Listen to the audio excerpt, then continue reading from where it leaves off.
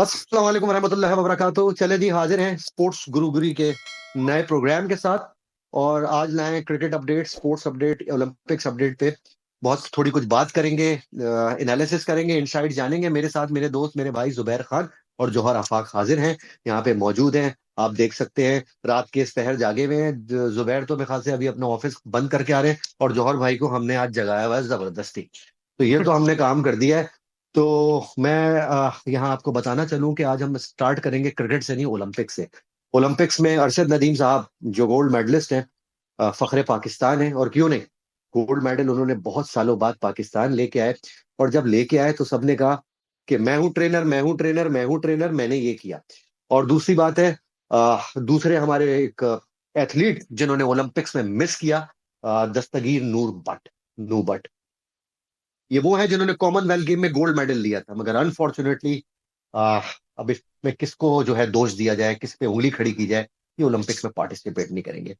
हम मजीद इंसाइट जानेंगे। मैं सीधा चलता हूँ जौहर आफाक साहब की तरफ। जौहर भाई, अस्सलाम वालेकुम रहमतुल्लाहि व बरकातहू, कैसे हैं और क्या हाल है आपके? खैर खैरियत है? नींद तो नहीं आ रही आपको? नहीं, बहुत बहुत शुक्रिया आबिद भाई आपका। अस्सलाम वालेकुम सबसे पहले अपने तमाम देखने वालों सुनने वालों को। और नहीं, यहाँ पे इस वक्त रात के तकरीबन पौने 11 बज रहे हैं, तो अभी तो थोड़ी देर 11 है। बजे? जाग मगर रहे आज सेटअप, आज जुबैर का भी और आपका जबरदस्त है। बैकग्राउंड आज आप लोगों ने बेहतरीन रखा हुआ है, बैकग्राउंड। हैं। हाँ, नहीं देखें, 14 अगस्त चल रहा है, तो उसकी मुनासिबत से थोड़ा सा मैच किया। आप बात कर रहे थे पाकिस्तान के अरशद मगर नदीम के बारे में। आपको तोहफा तो मिल गया ना, गोल्ड मेडल तो ले आए ना? बट जिस तरह इंशाल्लाह। पाकिस्तान में आने के बाद उनको डील किया जा रहा है, जिस तरह उनको अवाम की मोहब्बत तो वालेहाना है। अवाम ने जिस तरह उनका एयरपोर्ट पे और उसके घर तक और फिर घर पे लोगों का तांता बंधा हुआ है, मुसलसल उनको मिलने आ रहे लोग, मुबारकबादें दे रहे हैं। बहुत सारे लोग जो हैं वो बेतहाशा उन पे मुख्तलिफ इनामात और करामात की बरसात कर रहे हैं। लेकिन जिस तरह हमारे हुकूमती ओहदेदार, जिस तरह हमारे जिन्हें अथॉरिटेटिव लोग जितने भी हैं, वो जिस तरह इस इनकी अपनी पर्सनल विक्ट्री को अपने क्रेडिट में शामिल करने की कोशिश कर रहे हैं, ये एक लम्हा फिक्रिया है कि जब वो बच्चा 4 साल से मेहनत, वर्ल्ड कप इसके ओलंपिक्स के लिए मेहनत कर रहा था, तब किसी ने उसकी तरफ नजर उठा के नहीं देखा। लेकिन जब उसने अपनी मेहनत से ये सिला हासिल किया और ये मकाम हासिल किया, तब हर कोई क्रेडिट लेने पहुंच गया। तो ये रिवायत, ये रीत हमें खत्म करनी पड़ेगी। ये जौहर बहुत भाई ही मुझे गलत है करेक्ट और ऐसा करिएगा, नहीं होना चाहिए। मुझे करेक्ट करेक्ट करिएगा जौहर भाई। एक चीज पूछनी थी सर आपसे, कि वो जेवलिन नहीं थी उनके पास, ये क्या स्टोरी है कि उनको के पास कोई जेवलिन नहीं थी, उनको प्रैक्टिस करने में प्रॉब्लम थी? इस पे थोड़ा इंसाइट्स दें। देखिए, मैं आपको बताता चलूं, जेवलिन जो है वो एक ऐसा वो उनका ये कह रहे हैं कि एक वो इंस्ट्रूमेंट है या एक ऐसा उनका पार्ट ऑफ द गेम है जिसके बगैर ये गेम मुकम्मल नहीं हो सकता। उसके लिए बेसिकली ये बच्चा बचपन से ही कोशिश करता था मुख्तलिफ लकड़ी से और अपने इनसे, तो उनका अपना जेवलिन टूट गया था, जिसके बाद वो कोशिश में थे कि उनको कोई अच्छा इंटरनेशनल स्टैंडर्ड का जेवलिन मिले, क्योंकि उसका वेट, उसकी लेंथ वो एक बड़ी स्टैंडर्ड होती है। और वो एक अच्छा जेवलन ही जो है वो एक अच्छे खिलाड़ी के लिए, क्योंकि उसका जो वेट और उसका फिर जो अंदाज है, जो उसका वो डायग्राम होती है, उसकी पूरी लेंथ होती है, वो बेसिकली उसके कामयाबी का एक बहुत अच्छा अहम जुज है। तो उसके लिए वो कोशिश कर रहे थे, वो टूट गई। बहुत सारे स्पॉन्सर से बात की, नहीं हुई। अल्टीमेटली गवर्नमेंट ऑफिशियल से बात की और फिर जाके उन्होंने फिर एक स्पॉन्सर दिलाया। अंदन उसके बाद वो उन्होंने हासिल किया और अंदन उसके बाद अपनी आई थिंक प्रैक्टिस की। जॉर्ज भाई, आई लेकिन थिंक इसमें मुझे नीरज चोपड़ा ने भी उनका बहुत साथ दिया है, मैं यही जहां तक। बोलने वाला था। मैं नीरज बिल्कुल। चोपड़ा ने मेरे ख्याल में एक एक जेवलिन दिलाई है उनको एटी जी फाइव बिल्कुल, थाउजेंड जी बिल्कुल, उन्होंने जब ये अपना जीते थे हमारे लास्ट गेम्स में, तो उन्होंने जो है वो उनको अपना एक जेवलिन जो है वो गिफ्ट किया था, जिससे दोनों की दोस्ती भी बड़ी स्ट्रांग हुई थी। तो मैं बस, दैट्स मेरा अफसोस इस बात पर ही है कि जिस तरह हमारे जो अरबाब इख्तियार इस मौके को भी कैश कराने पे तुले हुए हैं, शर्म आनी चाहिए। उन लोगों को शर्म आनी चाहिए जो लोग ये सब कर रहे हैं, और उन लोगों को भी शर्म आनी चाहिए जिनकी दिमाग में ये सब है। प्लीज ऐसा ना करें, और वैसे कोशिश करें कि अगले 4 साल के लिए, अगले ओलंपिक्स के लिए नई पौध तैयार करें, नए बच्चे तैयार करें। अनफॉर्चुनेटली हमारे एक बहुत बड़ा टैलेंट, जिसका जिक्र अभी आपने पहले किया था, नू दस्तगीर बट, वो हमने जाया कर दिया। नू दस्तगीर बट वो एथलीट था जिसने कॉमनवेल्थ गेम्स में आपको गोल्ड मेडल जिताया था, जिसने अभी जस्ट 1 महीने पहले वर्ल्ड स्ट्रॉन्गेस्ट मैन का टाइटल गोल्ड मेडल हासिल किया था। लेकिन हमारे इदारों की बाहमी चपकलिश अपनी अना की तस्कीन के लिए उसको इस टूर्नामेंट से, इस इतने बड़े मेगा इवेंट से बाहर कर दिया। वो बच्चा कहता रह गया कि भाई अब मैं आपको दिला के लाऊंगा गोल्ड मेडल, मैं लेकर आऊंगा, आप लोग मुझे मौका तो दो, मुझे चांस तो दो। Even Olympic association, world Olympic association ने जो उसके लिए स्कॉलरशिप भेजी थी, ग्रांट्स भेजी थी 30 लाख रुपए की, वो तक जो है वो हमारा स्पोर्ट्स बोर्ड ओलंपिक एसोसिएशन खा गई। वैसे तो जौहर भाई अफसोस होता है। अगर अगर हम यहाँ ऑल ड्यू क्रेडिट, दो चीजें मैं कहूंगा। शुरू में मुझे ऐसा भी लगा यार, मतलब नीरज चोपड़ा साहब को उन्होंने बीट किया ये वो, मैं लाइव नहीं देख रहा था। मगर मैंने जब लाइव देखा 92.7 दुनिया के भी किसी एथलीट के सामने अगर वो compete कर रहे होते ना, बाय फार बाय माइल्स उनको बीट कर दे। तो वाकई ए पाकिस्तानी तुझे सलाम, अभी वाकई भाई मैं ग्रेट। यही अर्ज कर रहा हूं आपसे कि ये अगले 25 साल तक आपका सेफ है, ये गोल्ड मेडल, ये वर्ल्ड रिकॉर्ड नहीं टूटेगा अगले 25-30 सालों तक।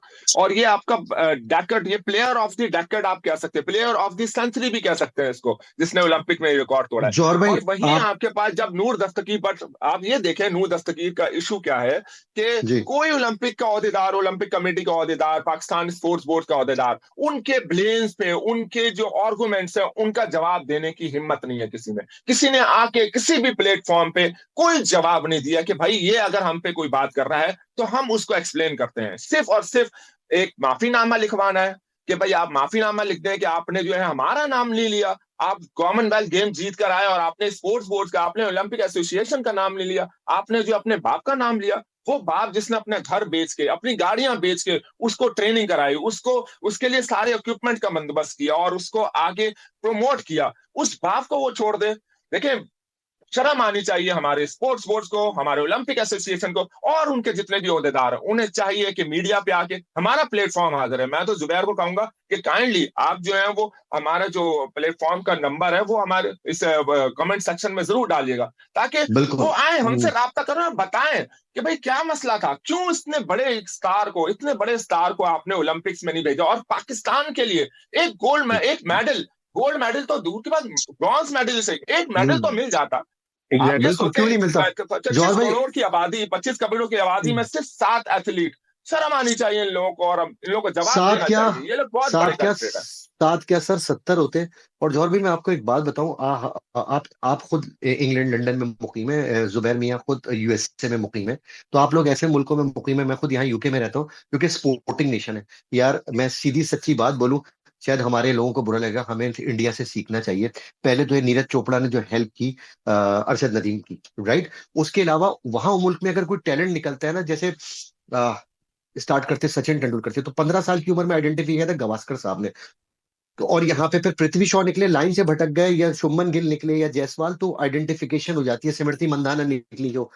और सर दूसरी बात यह है कि अगर आप कोई भी इंटरव्यू निकाले ना सचिन तेंदुलकर का, तो वो आचरेकर, रमाकांत आचरेकर को अपना गुरु मानते, जो उनके कोच थे, मगर अपने भाई को क्रेडिट देते अजीत तेंदुलकर को, कि अगर भाई नहीं होता तो आज मैं यहाँ नहीं होता, जिसने मेरे लिए शादी नहीं की और बैठ गया एक कमरे में। तो बात तो यह है कि क्रेडिट हमेशा फैमिली मेंबर से जाता है, जो सपोर्ट मिलती है सर। बिल्कुल। तो और सर बस फिर बात आपने कुछ किया ही नहीं है और फिर आप उसको आके कह रहे हैं कि आप हमें क्रेडिट दो, शर्म आनी सर चाहिए इनको, एसेट है, अफसोस का एसेट। मुकाम है इन लोगों अब के आप लिए। मुझे बताएं, ये 14 अगस्त जो आई है, ये वन ऑफ द स्पेशल है हर पाकिस्तानी के लिए। गोल्ड मेडल लाना sir, it's not an easy thing, it's a big जो डील। और इतने बड़े और गोल्ड, स्टेज पे। और किस तरह गोल्ड मेडल लाए कि दूसरों को कहा भाग जाओ चलो। मतलब यू आर नॉट बिल्कुल। Going to compete with me right now on this forum, I am far ahead from you.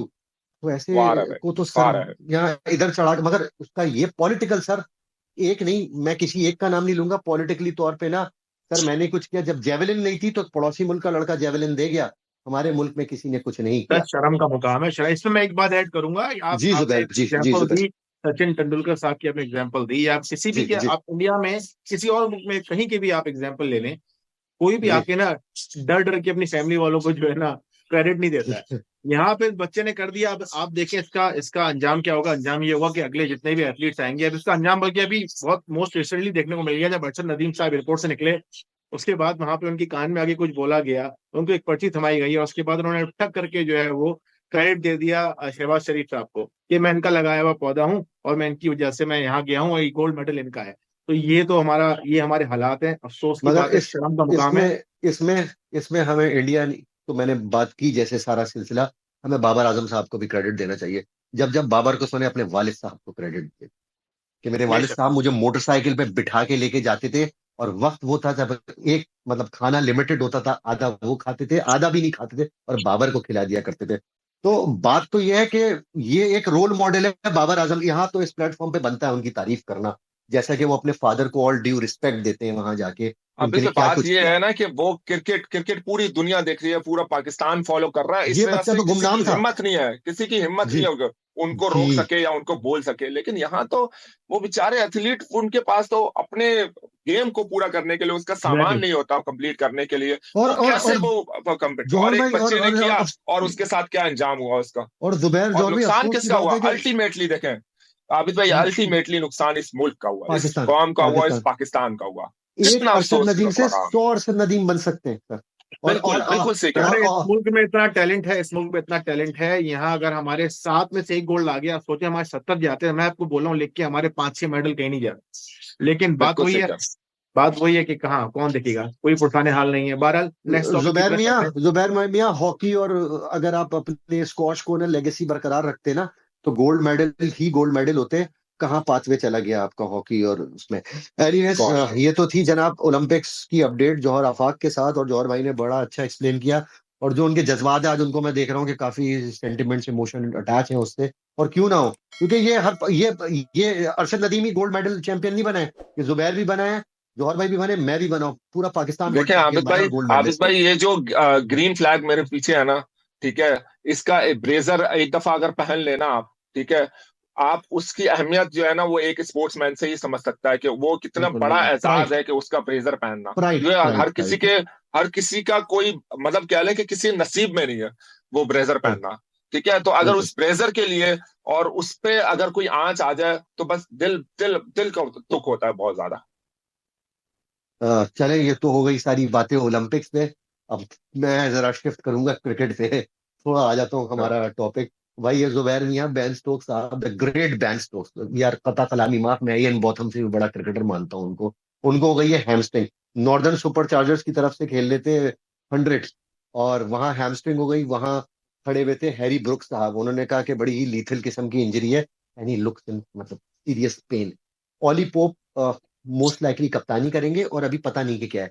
तो जुबैर, आपसे ये जानना है कि ये बेन स्टोक जिसने टेस्ट क्रिकेट को इंग्लैंड को 0 से हीरो बना दिया, उनका ना होना इस सीरीज में और इंग्लैंड के खिलाफ, ऑस्ट्रेलिया के खिलाफ ओडीआई सीरीज में कितना इम्पैक्ट करेगा इंग्लिश क्रिकेट को? क्या पता पाकिस्तान की सीरीज में भी ना हो, ये भी आप याद रखिएगा। मैं क्या दूसरी पता। तरफ जा रहा था कि आप एक जी श्रीलंका की जी सीरीज की बात कर रहे हैं, क्योंकि हैरी ब्रुक ने, जैसा आपने बताया, उन्होंने कहा है हैरी ब्रुक ने आप पोस्ट मैच के, ये बहुत ही सीरियस लग रहा है मैटर, और जी हो जी सकता जी। है कि वो लंबे अरसे के लिए बाहर हो जाए। तो this is very concerning for England, और फर्क पड़ेगा यार। आबिद भाई आप जानते हैं, आपने भी खुद ही बोल दिया कि आप जो है उनको जो है बॉथम से भी बड़ा ऑलराउंडर ओहो, मानते हैं, आपकी नजर में, आपकी मैं ओपिनियन में। मान, आप तो मेरी ओपिनियन ये है, क्योंकि sir serious 2 world serious cup और 1 एशेज जिता चुके हैं, 2 वर्ल्ड एग्जैक्टली, कप और 1 एशेज, तो बहुत बड़े प्लेयर है ही इज सर अ वो। सीरियस प्लेयर, और बहुत फर्क पड़ेगा, क्यों नहीं पड़ेगा। जिस टीम के लिए भी वो खेलेंगे और खेलने जा रहे थे आगे, चाहे वो लीग हो, चाहे वो काउंटी हो, चाहे वो इंग्लैंड की टीम हो, तो फर्क तो पड़ेगा सर। बहुत ही बड़ा बैट्समैन है। तो हुआ ये कि नॉर्दर्न सुपर चार्जर की सुपर तरफ से वो चार्जर्स। खेल रहे थे, बैटिंग कर रहे थे, रनिंग करते हुए उनको हैमस्ट्रिंग आया और वो गिर गए। उसके बाद उनको जो है वो स्ट्रेचर पे ले जाया गया बाहर। वो अपनी अपनी लात को, अपने पाँव को, अपनी लेग को वो पंचेस मारते हुए नजर आए, इतना ओह फ्रस्ट्रेटेड थे वो, और ओह। इतनी देखिए, तकलीफ है वो। मैं इसमें बता दूं, दिल। थोड़ा सा हैमस्ट्रिंग का थोड़ा सा ये होता है कि हैमस्ट्रिंग में, और जब भी कोई हैमस्ट्रिंग इंजरी होती है तो अमूमन ये होता है कि लाइक आपको वो एरिया को जो है वो आपने कूल डाउन करना पड़ता है, रेस्ट देना पड़ता है, और देन इसके बाद वो आहिस्ता आहिस्ता रिकवर होता है, थोड़ी थोड़ी सी रिहैब होती है। तो ये कोई अगर बुक्स ने कहा है ये बहुत सीरियस है और बहुत पेनफुल है, तो इसका मतलब है कि काफी लंबे अरसे तक जो है बेन ब्रुक्स के स्टोक के लिए अल्फाज थे कि दोबारा डजन क्रिकेट लुक के गुड। हाँ, यस यस, इट डजंट तो लुक फिर गुड। ये जो है वो काफी दोबारा जो है वो काफी लंबा टाइम लगेगा, मीन्स 1-2 महीने तो कहीं नहीं जाते उनको रिकवर करने के लिए। तो चलिए ये वेरी ये तो, इंपॉर्टेंट, क्योंकि अगर अगर उन्होंने इस चीज को जल्दी वो करने की कोशिश की तो ये लंबे अरसे तक उनको तकलीफ दे सकती है। सर वो इंग्लैंड तो बोर्ड है, they will take care of him. वो पाकिस्तान क्रिकेट बोर्ड नहीं है कि जो है हमारे बिल्कुल प्लेयर यहाँ बिल्कुल हाथ सही मारते कह फिरे और अपनी जेब से खर्चा वो करके इलाज एसेट कराएंगे। और वो ऐसे एसेट है, उनको इंग्लैंड में नहीं पूरी दुनिया में लोग फॉलो करते हैं। बिल्कुल। ये जो हमारी कन्वर्सेशन की, उसमें मेरा ओपिनियन ये है कि अगर इंडिया में आज बेन स्टोक्स पैदा होते ना, तो विराट कोहली से भी बड़े प्लेयर हो। मैं उनको सबसे बड़ा प्लेयर मानता हूँ। चैंपियन, 2 वर्ल्ड कप, एक एशेज जिताना मामूली इंसान के बस की बात नहीं है। सर हार्दिक हार्दिक एनीवेज, पांड्या को आप कहाँ देखते हैं बेस्ट स्टोक के मुकाबले? हार्दिक पांड्या, यार बेन स्टोक्स लेवल डिफरेंट है, मगर फार अवे। बेन स्टोक्स यार माइल्स, जैसे Virat Kohli wide ball cricket में ना सबसे माइल्स अहेड है ना, उनका मुकाबला रोहित और बाबर करते होंगे सर रिकॉर्ड्स पे, क्योंकि मैं मैं माइल्स माइल्स से कुछ माइल पे आ जाऊंगा। उसकी वजह ये, इस वर्ल्ड कप के बाद हार्दिक पांड्या ने काफी कुछ प्रूव कर दिया है। एग्री प्रूफ कर दिया। और हार्दिक पांड्या T20 तो बेन स्टोक्स नहीं खेलते, T20 में one of the best allrounder है। ओडीआईज में भी आप कह सकते हैं बेस्ट ऑलराउंडर है, मगर अगर उनका मुकाबला बेन स्टोक्स से करेंगे तो नो कंपैरिजन। मेरा अपना ओपिनियन है, शायद आपका ओपिनियन डिफरेंट होगा। हार्दिक पांड्या ने जो ओवर किया था ना, Hardik Pandya batsman as a bowler बहुत ही इंप्रूव्ड है। उन्होंने ओवर जो किया था, इतना कोई खास ओवर नहीं किया था, माजरत के साथ। मगर मेरा मैन ऑफ द मैच जो था ना उस मैच का, वो सूर्या कुमार यादव था। सूर्य कुमार इतने यादव। प्रेशर में, मैं कह रहा हूँ कपिल अच्छी पाजी का बैटिंग जो हुई। 83 में जो कैच था ना, उसके बराबर उन्होंने कुर्सी डाल दी है वो कैच पकड़ के। वो आला कैच पकड़ा उन्होंने प्रेशर सिचुएशन में। तो सर खैर ये तो भाई, बात होगी। बांग्लादेश ने अनाउंस कर दिया अपनी टीम का। बांग्लादेश ने अनाउंस कर दिया। जौहर भाई जी कैरी ऑन फिर दोपहर से, और आपसे बात कर, आप कैरी ऑन करें, मैं जरा आपके लिए टीम निकालता हूँ और पढ़ता हूँ आपके लिए और जुबैर के लिए। जौहर भाई और जुबैर, शांतो साहब कप्तान है, महमूदुल्लाह हैं, हसन जॉय है, जाकिर हुसैन है, शादमान इस्लाम है, मोमिनुल हक है, मुशफिकुर रहीम क्लास प्लेयर, शकीबुल हसन आए हैं टेस्ट टीम में, Liton Das class player, Mehidy Hasan Miraz, Taijul very good bowler, Naeem Hasan, Nahid Rana, Shoriful Islam good player, Hasan Mahmud, Taskin Ahmed और खालिद अहमद। और एक चीज बताता चलूंगा, जो एलन डोनाल्ड ने इनकी टीम के साथ काम किया ना फास्ट बॉलिंग से, तो इनकी फास्ट बॉलिंग अब वो बॉलिंग नहीं बेहतर है। ओवर टू यू जौहर भाई, जुबैर भाई, एनालिसिस करें देखें, पाकिस्तान वर्सेस बांग्लादेश। अच्छा, इसमें टीम में बड़ा जबरदस्त कॉम्बिनेशन। वो देखें, ये टेस्ट सीरीज जीतने आए हैं। टू बी वेरी फ्रैंक, उनका जो स्क्वाड है, उन्होंने जो पुराने प्लेयर है महमूदुल्लाह, मुशफिक और रहीम, और साथ साथ ये शकीब को इन्होंने इंक्लूड किया है टेस्ट टीम में। टेस्ट मींस कि उन्हें पता है कि पाकिस्तान की विकेटों पे ये पुराने खेले हुए लड़के हैं और ये वहां किस तरह विकेट टर्न करता है, किस तरह बॉल लो रहता है, ये वो उन्हें पता है। और वो उसी हिसाब से अपने सीनियर्स को लेकर आए हैं। इस सीरीज को बहुत इंपॉर्टेंट समझते हैं पाकिस्तान के अगेंस्ट। टीम उनकी बैटिंग लाइन बड़ी अच्छी है, स्ट्रॉन्ग, मोमिन अल हक की वजह से बहुत एग्री। स्ट्रॉन्ग, अच्छी, बड़ी अच्छी टीम बन गई है। और उनकी महमूदुल्लाह बहुत अच्छा, वो एक सपोर्टिव रोल है, मिडिल में आके शांतो वो भी बड़ा बेहतरीन, एंकर रोल शांतो करते हैं। वेरी शांत गुड हो, प्लेयर, बस शांतो। बहुत अच्छा। और देखिए स्पिन अटैक कंप्लीट है। ठीक है, उनके पास शकीब भी मौजूद है, उनके पास तेजुल भी मौजूद है, और इनके पास एक और स्पिनर जो बड़ा अच्छा है, उसका नाम मैं मिस कर रहा हूँ। वो जो है तेजल। वो ये बहुत अच्छा, बिल्कुल, ये जो है लड़के, ये पाकिस्तान को बहुत मुश्किल है। कि मैंने देखा पहले भी अपने प्रोग्राम में ये बात की थी कि बज़ाहिर मुझे महसूस होता है कि पाकिस्तान के लिए ये सीरीज जीतना मुश्किल होगा, बहुत मुश्किल होगा। मुझे भी ऐसी ये सीरीज बजाय तो हमें जीतनी चाहिए, बट जिस तरह की हमने टीम सिलेक्शन बिल्कुल, की है, तो मुझे महसूस होता है कि शायद हम ड्रॉ पे ही मगर इत्तेफाक जौहर करेंगे। भाई बैटिंग बट तो आपकी बहुत ही स्ट्रांग है। पाकिस्तान की बैटिंग, आपसे और जुबैर से, दोनों से जाऊंगा, बैटिंग तो बहुत। जी जुबैर। सर मैं इस बात पे ऐड करूंगा, जौहर भाई, अगर अपने अपने घर में, अगर हम, मैं बांग्लादेश को छोटी टीम नहीं कह रहा, लेकिन अगर नहीं अपने घर में सही आप बात, बांग्लादेश से भी ना जीते तो कहाँ जीतोगे, कब जीतोगे भाई आप? सही सही बहरहाल, सही लेकिन सही बात। टीम की बात मैं करूंगा। अगर देखें, यहाँ पे दो चीजें हो सकती हैं। अभी अगर पाकिस्तान की टीम को देखा जाए जो सिलेक्ट हुई है, उसमें इन्होंने खाली एक स्पिनर चूज किया, जिससे इशारा ये जा रहा है कि पिचेस ये लोग ट्राई करेंगे कि जरा पेसर फ्रेंडली हो। अगर वो पेसर हो गया फ्रेंडली। अगर वो हो गया तो Pakistan will have an upper hand, क्योंकि बांग्लादेश की बॉलिंग बहुत इंप्रूव्ड है, फास्ट बॉलिंग काफी इंप्रूव्ड है, लेकिन यस अभी यस उस लेवल एग्जैक्टली। पे नहीं है कि पाकिस्तान से compete नहीं कर सकते वो। अगर अगर प्लान बैकफायर किया, पिच ने अगर हल्का सा भी ग्रिप ले लिया और टर्न होना शुरू हुई, पाकिस्तान बढ़ जाएगा भाई, क्योंकि देखें इनके आप, पास जुबैर स्पिनर्स भाई, हैं। बिल्कुल सही, आपकी बात बिल्कुल सही है। लेकिन अनफॉर्चुनेटली देखें, हमारा जो क्यूरेटर आपने ये किया है, ये देखें, आपकी पिच बनाएगा। पिच का प्रॉब्लम क्या है पाकिस्तान में? पिच का प्रॉब्लम ये है पाकिस्तान में, पहले दिन और दूसरे दिन पिच बड़ा फास्ट बॉलर को मदद कर रहा होता है। हम्म। लेकिन ग्रेजुअली तीसरा, चौथा, पांचवा दिन, यानी कि चौथी इनिंग किसी भी टीम के लिए बहुत मुश्किल होती है पाकिस्तान में। अगर 150 का भी टारगेट होता है, तो जो बॉलिंग अटैक है वो उसको, बैट्समैन को उड़ा के रख देता है। तो टॉस वेरी इंपॉर्टेंट, कि हमने टॉस जीत के क्या कर रहे हैं, या बांग्लादेश टॉस जीत के वो क्या कर रहा है। तो चौथी इनिंग बहुत मुश्किल होती है, और पाकिस्तान की विकेटों की। और आप थोड़ा सा चाहे बहुत अच्छा अगर बॉलिंग ट्रैक बना लें, बट फोरकास्ट भी है जौहर भाई, बारिश की। रावलपिंडी में तो बारिश, कराची में भी आमिर भाई मोस्ट लाइकली। मुझे जी, सॉरी आपकी बात कर रहा हूँ, मैंने नहीं नहीं, बोले प्रॉपर्ली बोले। चेक नहीं किया, तो ये रिशाद हुसैन जो उनका बॉलर नहीं ऑलराउंडर है वो नहीं है? नहीं, जी सर, नहीं है वो, रिशाद नहीं है, ओह, उसके आई अंदर थिंक दैट्स उन्होंने अ बिग मिस, उनको लेना चाहिए था। आई बिग थिंक में, ही इज अ वेरी क्योंकि गुड प्रोस्पेक्ट। असल में एक बात मैं बोलूं, लेफ्ट आर्म स्पिनर है तेजुल भी और शकीबुल हसन, और मुझे आतिफ असलम साहब का गाना आ गया है याद। तो आदत सी है मुझको, तो आदत सी है ऐसे मुझको बॉलिंग लेफ्ट कराने आर्म की। स्पिनर ना खेलने की, लेफ्ट आर्म स्पिनर ना एग्जैक्टली खेलने की। देखिए, देखिए आपने इमामुल हक को इंक्लूड नहीं किया। आपको सोचना चाहिए था कि ज्यादती है, उनके पास लेफ्ट आर्म इनजस्टिस। स्पिनर है, और आपने एग्जैक्टली। इमामुल हक को इंक्लूड नहीं किया। एक बहुत बड़ा ये आपको बहुत बहुत बहुत कॉस्टली पड़ेगा। और आपके जितने भी बैट्समैन है, Abdullah Shafique is very fine player, वो बहुत अच्छा खेल बेस्ट प्लेयर सकता है है, स्पिनर पे, ठीक है, राइट हैंडर में, बट और उधर हाँ, सऊद शकील। बट लेकिन सऊद शकील वो बहुत उनको खेल सकता था, लेकिन बाकी बाबर आजम हो गया, आपके और भी बैट्समैन हो गए, ये बहुत मुश्किल हो सकती है आपको लेफ्ट हैंडेड के अगेंस्ट बैटिंग करना। मगर देखिए, मैं ना बड़ा क्रिटिसाइज करता हूँ पाकिस्तानी टीम को, आप सबको पता है। मगर मैं एक बात बोलूं, ये जो पाकिस्तान की बैटिंग लाइनअप है ना, ये बेशक लेफ्ट आर्म स्पिनर है, और बात मैंने कहा ना, अब तो आदत सी है मुझको लेफ्ट आर्म स्पिन ना खेलने की, मगर ये आबिद बैटिंग भाई बहुत तगड़ी है, ये बैटिंग बिल्कुल बहुत तगड़ी तगड़ी है है, ये। लेकिन मुझे एक बात बताएं, क्या हाँ, 200 का टारगेट चौथी इनिंग में, ये बैटिंग लाइन अगेंस्ट बांग्लादेश की बॉलिंग क्या कर सकती है, आपको यकीन है? दो प्लेयर, सिर्फ दो प्लेयरों के नाम लूंगा, अब्दुल्ला शफीक, बाबर आजम। अगर 300 रन भी बना दूंगा, बना देंगे। सिर्फ दो प्लेयरों के मैं, आपको सर मैं लगता है आपकी बाबर मैं आजम लेफ्ट हैंडेड स्पिनर के अगेंस्ट अच्छा खेलेगा? आपने अगर आपने वो लाइव बाबर आजम कप्तान को बनेगा तो, क्रेडिट अगर वो दूंगा। बाबर आजम बनेगा तो खेल लेगा, अगर बाबर साउथ आजम नहीं शकील, बनेगा तो नहीं। Sir Saud Shakeel will play a very big role.